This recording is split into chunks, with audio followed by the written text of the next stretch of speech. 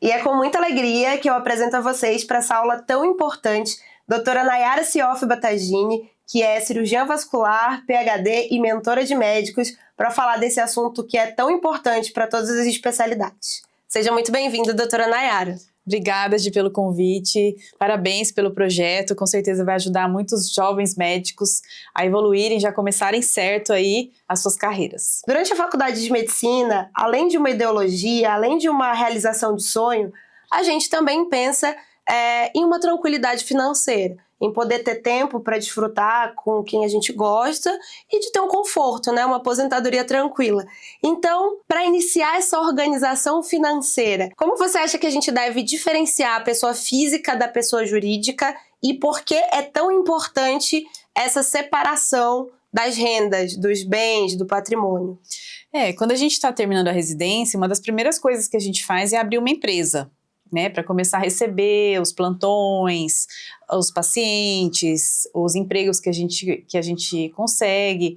E a gente emite as notas fiscais e aquilo acaba entrando muitas vezes no bolo da sua pessoa física. Isso é um dos grandes erros que a gente não pode deixar acontecer, e principalmente quando a gente começa a fazer o seu consultório. O consultório, ele tem que funcionar como uma empresa, um ente supremo que é acima da sua pessoa física. Então essas rendas têm que estar totalmente separadas. Então a organização financeira, seja da sua vida pessoal, seja do seu consultório, tem que começar com a separação desses dois mundos. Então o que é pessoa física? É pessoa física. Se você decidir por receber através da sua pessoa jurídica, o seu salário vai vir da sua empresa. Você não vai pegar o dinheiro que você recebeu ali de um paciente, passar no supermercado e fazer as compras do dia. Então, se emitiu a nota fiscal, aquele dinheiro é da empresa. Depois, o que você vai passar para a sua pessoa física, aí você precisa calcular se vai ser através de prolabore, se vai ser através de divisão de lucros. E aí, você realmente consegue, inicialmente, fazer uma divisão correta e uma organização, começar do jeito certo. Então, o primeiro passo é esse, entender que a pessoa física é completamente diferente da pessoa jurídica, mesmo que seja só você na sua empresa. Se você está sozinho, você é o sócio único, você ainda é, como pessoa física, é subordinado à sua pessoa jurídica. Aqui nós temos alguns médicos de diversas especialidades, alguns médicos que estão iniciando a carreira como especialistas, outros nem tanto. E o que a gente observa, principalmente no início da carreira, quando a gente começa a dar plantão e começa a ter que ter uma pessoa jurídica para emissão de nota fiscal, é que essa pessoa jurídica ela serve exclusivamente para emissão de nota fiscal. Você pega o dinheiro, tira o imposto e usa esse dinheiro como renda. Quando a gente pensa em consultório, não é dessa maneira que funciona. Como que a gente pode dividir o dinheiro que entra em categorias e quanto que é aproximadamente o nosso salário desse dinheiro que entra? Quando você pensa em empresa no consultório, a gente primeiro precisa dividir, organizar tudo nas receitas e nas despesas. Então, começa por aí a organização. Primeiro você vai dividir suas despesas em fixas, coisas que você paga, independente se tem ou não paciente, e despesas variáveis, que é aquilo que varia conforme o seu fluxo ali. Então, materiais, coisas que variam se você tem paciente ali. Então, o primeiro passo é isso. E a outra coisa, você tem que separar os seus recebíveis. Então, todo o dinheiro que entra na conta, que você emitiu a nota fiscal, tem que estar planilhado. Então, a partir disso, a gente vai conseguir entender quanto que está a receita, quanto que está a despesa e quanto que está sobrando no final do mês pro consultório, para a empresa. Aí tem duas formas de você se pagar como médico, Se você é a mão de obra da clínica, que geralmente é o que acontece, a gente acaba sendo o dono e a mão de obra, entre aspas, aí do nosso próprio consultório. É melhor que a gente divida, que você receba por produtividade. Então, você ganhou lá por mês, vamos colocar um exemplo aí de 10 mil reais. Foi o que teve de lucro da sua empresa, do seu consultório naquele mês, por exemplo. Desse valor, você pode estabelecer um X para você passar para você como salário, entre aspas, e o resto fica de fundo para sua empresa. Geralmente, a gente considera aí uns 20% de fundo de reserva para sua empresa. E aí você vai guardando aquilo para sua empresa e o restante você passa para você. Então essa é uma das formas. Agora, se você é mais administrador, por exemplo, ou se a sua produtividade não é tão grande, se tem mais sócios e a sua produtividade é menor, dá para dividir por prolabore, que é o quê? Um salário fixo que você passa, independente da produtividade, para sua conta de pessoa física no final do mês. Em ambas as situações, você tem que ser o sócio da empresa, né? Você tem que ter o seu nome no contrato social. Porque se você não é sócio da empresa, já é uma outra situação. Daí você você recebe de outras formas, né? Aí você tem que emitir a nota fiscal para aquela empresa que já emitiu a nota fiscal para o paciente. E aí acaba funcionando como um médico terceirizado. Um médico terceirizado, exatamente. Ou esse médico, ele acaba tendo que ser um sócio minoritário da empresa para ele conseguir também receber a sua produtividade sem dupla tributação. Sensacional. Então, você falou na sua resposta alguns termos que talvez a maioria dos colegas não esteja tão familiarizado. Eu particularmente conheço eles porque fui sua mentorada e aprendi muito bem como organizar essa parte das finanças. Mas você falou uma coisa sobre custo fixo. E essa questão do custo fixo é importante também para você calcular o valor da sua hora. Fala um pouquinho pro pessoal aqui do Action, como que calcula o valor da hora? Quando a gente fala de custo hora, a gente está falando do custo do funcionamento da clínica, a gente não está falando do custo pessoal. Por exemplo, se você não tem consultório, se você trabalha como plantonista, por exemplo, a gente não está falando do quanto vale a sua hora, por exemplo, a gente está falando do custo do consultório. Então, mesmo se você alugar sala, dá para fazer o mesmo cálculo, não precisa ser consultório próprio. Então é o seguinte, você tem lá um determinado número de horas que você trabalha durante a semana. Então, durante o mês, a gente tem que saber essa quantidade de horas. E a gente tem o custo fixo. Custo fixo é todos os custos que acontecem ali durante o mês. Então, coisas que não variam se tem ou se não tem paciente. Então, aluguel, folha de pagamento de secretária, contrato a terceiros, prontuário eletrônico que paga mensalmente, enfim, tudo que a gente paga mensal e que independe se tem ou se não tem paciente. Só da porta estar aberta, a gente já está pagando aquele custo fixo. Então, a gente tem que saber qual é o seu custo fixo e qual é a quantidade de horas que você trabalha naquele mês. E não é a quantidade de horas que você trabalha porque teve paciente, não, é a quantidade de horas que a sua agenda estava aberta naquele mês, disponível para agendar paciente, certo? E aí a gente vai pegar essa quantidade de horas e a gente pode fazer um cálculo aproximado, um corretor aproximado, a gente tira 20% dessas horas, que equivale a faltas, remarcações, ociosidades, e aí a gente vai dividir o custo fixo por essa quantidade de horas já descontadas dos 20%. E aí a gente vai ter qual é o seu custo hora. Então vamos supor que o seu custo hora deu R$150.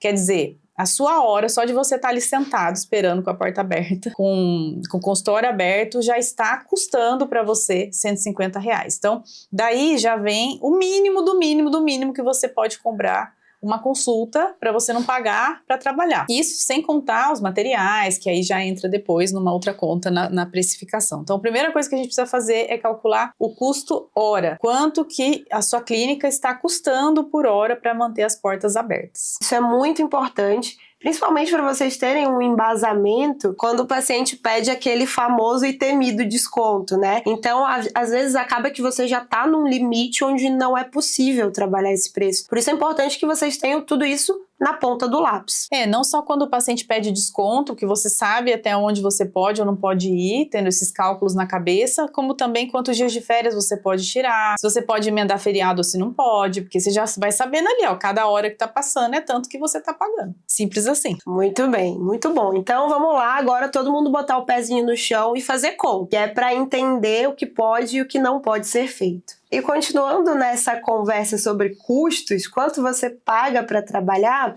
o consultório não é só secretária, insumo, tem alguns outros gastos e tem alguns imprevistos que podem acontecer, né? Uma dúvida que eu sempre tive é como provisionar esses gastos do consultório, como entender as despesas fixas e entender o que não é fixo e reservar uma parcela do que entra para essas possíveis emergências. Assim, entender o que é fixo e o que é não fixo é fácil. Você pensa assim, isso que eu tô pagando depende de eu ter paciente ou não? Não, não depende, então é fixo. Ah, isso daqui eu vou gastar mais se eu tenho mais paciente, então é variável. E assim por diante, né? Então, o custo fixo, ele é independente de ter 1 ou 10 ou 20 ou 1.000 pacientes naquele mês no seu consultório. Então esse é o ponto número 1. A outra coisa, na hora de provisionar, é a mesma coisa. A gente vai provisionar custos, coisas que são fixas e coisas que são possivelmente variáveis, né? Então a gente sabe que no final do ano tem que pagar 13º, tem férias, tem possíveis rescisões. Então a gente vai provisionar mensalmente, a gente vai pegar o valor que a gente gastaria no ano, divide por 12, e aí naquele mês a gente já separa aquele dinheiro destinado para isso. Então tudo que tem que ser provisionado tem que ser separado da conta. Você pode colocar no investimento de uma forma separada aí. E a outra coisa, a gente precisa também separar fundos de emergência, que é o famoso fundo de reserva, que tem que ser pelo menos, idealmente, 3 meses de funcionamento da clínica, dos seus custos fixos. Então esse valor também tem que estar num lugar separado. Então a gente tenta evitar misturar fundo de reserva com provisionamento, porque o provisionamento, em uma hora ele vai sair da conta e ao mesmo tempo que ele está entrando, porque você está juntando. Então você nunca tem grandes surpresas. Se tem uma rescisão, geralmente é uma rescisão, são valores maiores, a gente acaba já tendo isso aí mais fácil. Você, por exemplo, não fica segurando de demitir um funcionário ruim, porque você tá com medo do valor da rescisão, porque aquilo ali já tá provisionado. Então você coloca em investimentos diferentes. Investimentos de renda fixa. Isso. Você pode até pôr o dinheiro junto no mesmo investimento, mas na sua tabela tem que estar realmente separado o que é o quê. Né, qual valor é destinado a cada coisa. Eu tenho tanto destinado a 13º, eu tenho tanto destinado a férias, eu tenho tanto destinado a tensão de ar-condicionado, que acontece a cada 3 meses, 6 meses. Então, você tem que saber exatamente, porque senão vira aquele bolo de coisas, você nem sabe mais o que é do ar-condicionado, o que é do 13º, o que é do fundo de reserva, da rescisão, ou de uma reforma que de repente tem que fazer, vira aquela confusão só, no final das contas, sua conta tá no vermelho e você não sabe por quê. Né? Então, é tudo parte da organização mesmo. Tá vendo, gente? Então, antes de pensar em abrir um consultório, é importante ter tudo isso em mente para que seu consultório flua e cresça de maneira saudável, sem que você se endivide, ou sem que você continue dando aqueles plantões indesejados noturnos ou de final de semana para poder pagar o consultório. Bom, nós já falamos de quanto custa ter um consultório, de quanto custa manter um consultório, das eventuais emergências que podem acontecer no seu consultório e da margem que você pode ter na hora de negociar desconto ou alguma outra facilitação para o paciente. Mas como de fato precificar?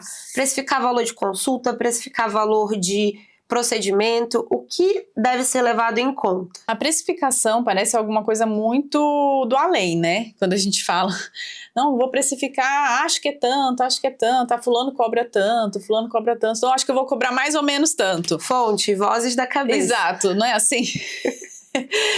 Mas, na verdade, a precificação precisa ser bem embasada, né, na sua realidade, porque senão você acaba tendo prejuízo no seu consultório e acaba virando depois uma bola de neve. Então, a primeira coisa que a gente precisa entender existem 2 coisas para levar em consideração na precificação. Uma são fatores subjetivos, né, que fazem parte, que entram aí posicionamento, tempo de carreira, cursos, resultados. Então, tudo isso a gente tem que levar em consideração em primeiro lugar. Então, claro que não dá para você sair recém-formado e querer precificar da mesma forma que uma pessoa que já tem 5, 10 anos de experiência e se os seus resultados são muito bons, você tem que precificar adequadamente. Se você faz um certo procedimento que só você faz ou poucas pessoas fazem, você tem que precificar isso também adequadamente. Então, essa é a parte subjetiva que a gente vai ter que considerar caso a caso, né? Agora, outra parte que é objetiva, que ninguém faz, que deveria fazer, que é as contas, né? De quanto que a gente tem que precificar. Então,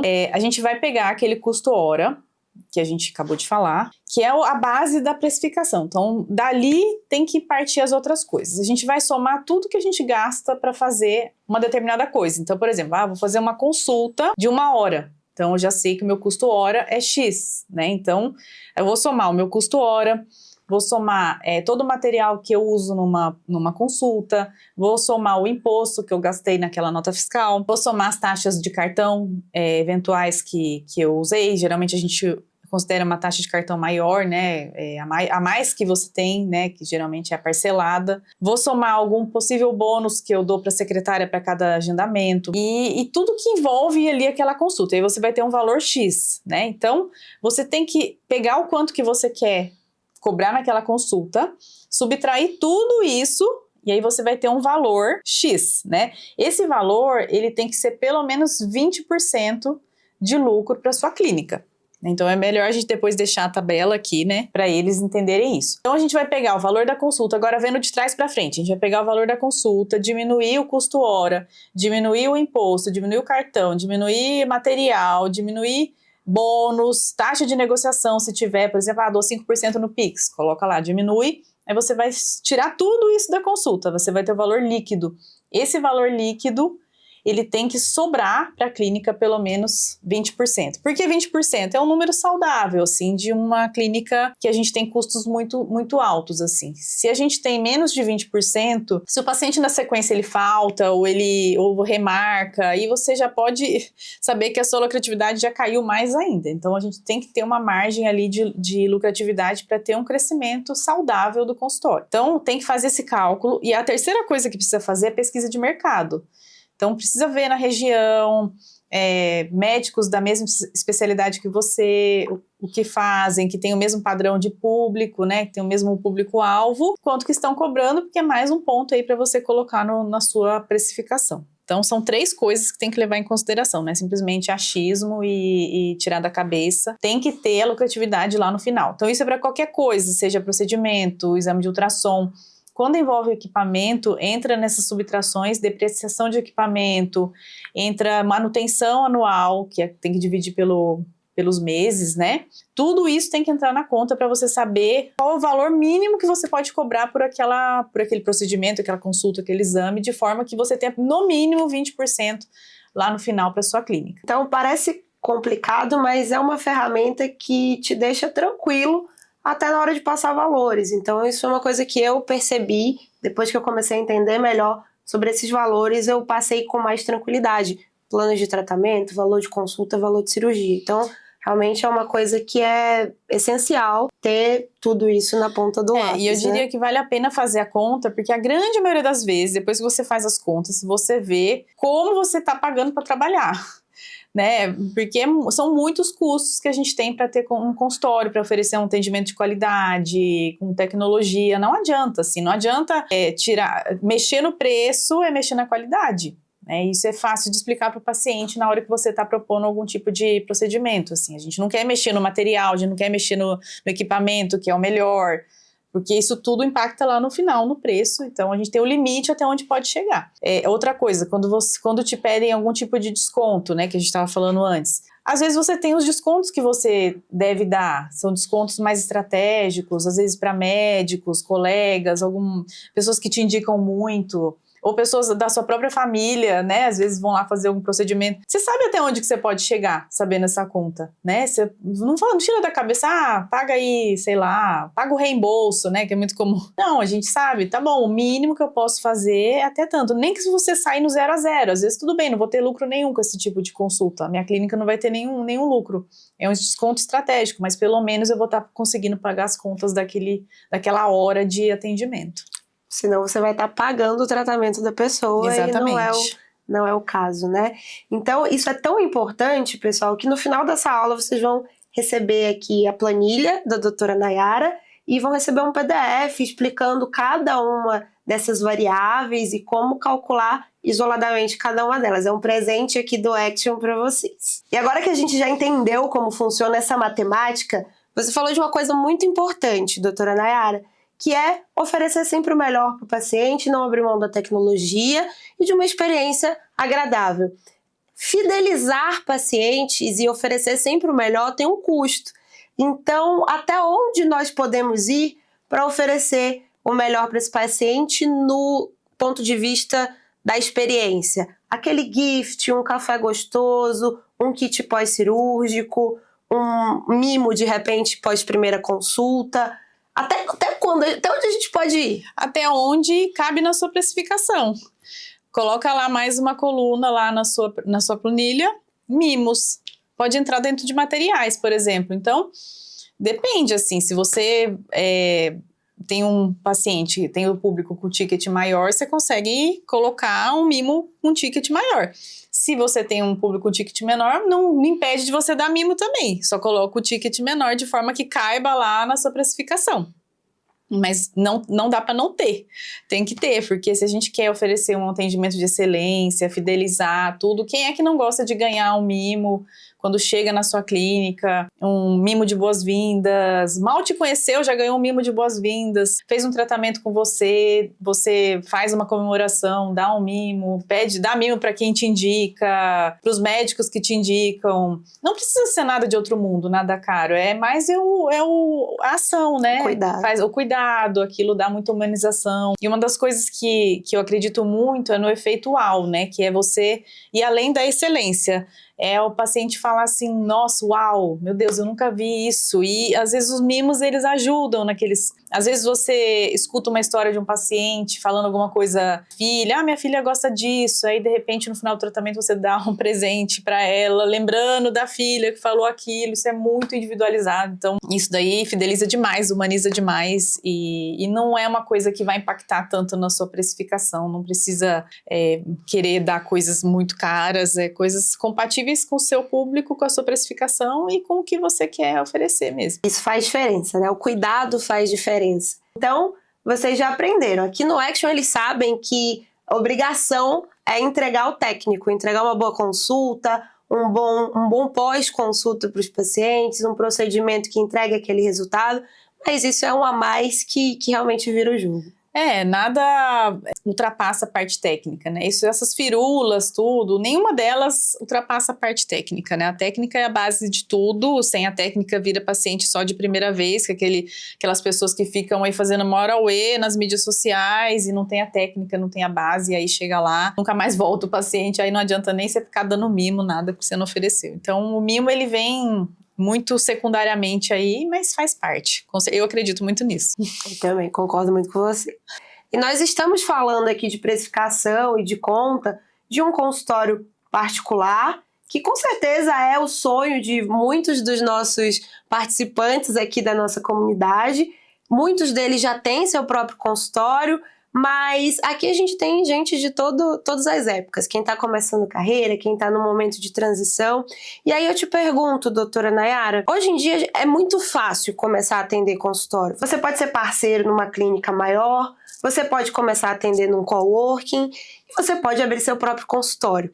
Me fala um pouquinho, para quem está começando, um conselho de como estruturar essa jornada e a subida nesses degraus aí da construção de um consultório com sustentabilidade. Primeira coisa, tem que entender que tem dois tipos de perfil, né, de médico. Tem aquele médico que não quer saber de consultório e nem sabe que ele não quer saber de consultório ainda, porque ele não quer a dor de cabeça do consultório, não quer a dor de cabeça dos pacientes, que é muito diferente da dor de cabeça de um ambulatório de convênios, por exemplo, de um plantão que você termina o seu horário, pronto, acabou. Né? Então, a dor de cabeça da gestão, que tem que entender, tem que aprender, a parte financeira que a gente está conversando aqui. Não adianta querer abrir um consultório sem saber tudo isso. Quando eu abri meu consultório, sinceramente, eu não sabia tudo isso, né? Eu não sabia basicamente nada disso. Mas eu tinha uma vontade muito grande de ter o meu consultório, então eu acabei começando a fazer muitos cursos um atrás do outro para poder ter o meu consultório. E porque o meu perfil era de ter consultório, eu queria muito ter. Mas tem médicos que não têm esse perfil, né? E mesmo que tenha esse perfil, antes de tomar essa decisão, tem que estudar e entender realmente com quem tem consultório a realidade. Porque parece tudo muito bonito, né? Claro que eu acredito que é a única forma da gente ter realmente uma liberdade de tempo e liberdade financeira, tendo o seu próprio consultório, mas às custas de muito, muito, muito trabalho, que vai muito além da medicina, vai muito além do meio de semana, pega final de semana, pega à noite, pega lidar com pessoas, lidar com problemas de RH e tudo isso, né? Então, primeira coisa, tem que decidir se você tem ou não tem o perfil. Em decidindo o teu perfil, veja se você quer seguir por essa jornada, porque às vezes você encontra consultórios que têm padrão de excelência muito parecido com aquilo que você quer oferecer para os seus pacientes, que você não vai ter nem um terço, nem metade, assim, eu diria nem 5% da dor de cabeça do gestor. E mesmo assim você consegue oferecer para os seus pacientes aquele padrão de excelência que você já acredita. Às vezes não vale a pena ter seu próprio consultório. Mas se você realmente tem essa vontade, quer ter um consultório para chamar de seu, então comece estudando desde cedo, estudando coisas que vão muito além da medicina, porque senão acontece isso, de você ficar nadando contra a maré por falta de conhecimento, que a gente não tem nada disso na faculdade, na residência, em lugar nenhum. Então a gente tem que correr atrás. Eu diria que assim, o ideal para quem quer ter a sua clínica é começar, seja alugando sala, seja em clínicas parceiras, para poder começar a ter seus pacientes, né? E aí vai juntando dinheiro para poder depois fazer a reforma e montar seu consultório, já sabendo aonde que você está entrando. Não sair da residência, a não ser que você seja herdeiro, né? Que às vezes acontece, é muito mais fácil. Mas se for uma pessoa, assim, que está ali batalhando desde o zero, né? Como eu fui, aí a gente tem que já ir um pouquinho mais devagar, um pouquinho mais de pé no chão, para poder não atropelar as coisas, né? Sensacional, muito bom, muito rica essa conversa. Muito obrigada, eu queria agradecer em nome de todos vocês aqui a doutora Nayara por compartilhar de tanto conhecimento que eu particularmente durante toda a minha formação nunca vi nada igual, e de continuar acreditando no seu propósito de fortalecer a medicina, de fortalecer as especialidades médicas com o que realmente importa, com o conhecimento de qualidade e respeitando sempre a ética, o bom atendimento dos pacientes. E fica aqui nosso agradecimento, e eu também queria deixar aberto o espaço para a doutora Nayara falar um pouquinho sobre a mentoria dela. A doutora Nayara, além de cirurgiã vascular, endovascular, PhD em aneurismas viscerais, gestora de clínica, ela também é mentora de médicos. Eu acredito que o dia dela não tem 24 horas, então conta um pouquinho para eles do seu projeto de mentoria para médicos.